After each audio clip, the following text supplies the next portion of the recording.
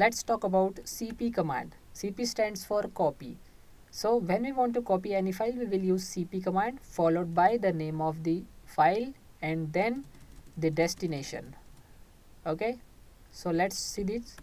So cp space sample, sample is our file name, and suppose you want to copy this file inside a downloads folder, so we will provide the destination path here. Okay, so if I want try to type download, it doesn't work because downloads folder is not on the desktop, it is inside the root folder. So to root see, slash is the symbol which denotes the root folder.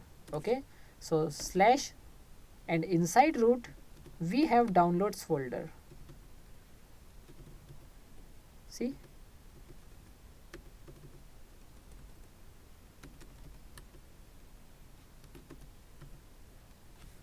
so slash root slash downloads. Okay, this is the complete path. Now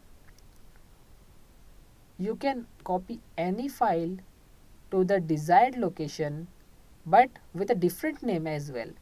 So if I type let's say hacker 555 and hit enter, it means we have copied the sample file from the desktop to the downloads folder but with a different name. Now the content will be same but the file name is different. So let's view the content of the hacker 555. So slash root slash downloads and then hit enter. See, the content will be the same because the file is same but with a different name this time.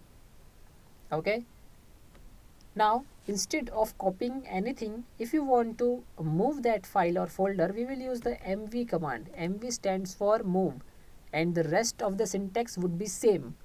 So move, name of the file and then the destination. Okay, now our next command is pwd, that is present working directory. It will show us the complete path of the directory which we are working right now. Okay, so if I hit enter, you can see our complete path is slash root slash desktop, right?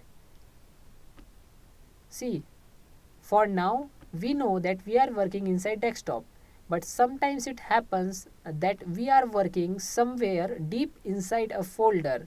At that time it is not possible for us to remember the complete path starting from slash, right? In that case we can use pwd command to know our current directory complete path, right? So we have learned cp, mv and pwd. Okay,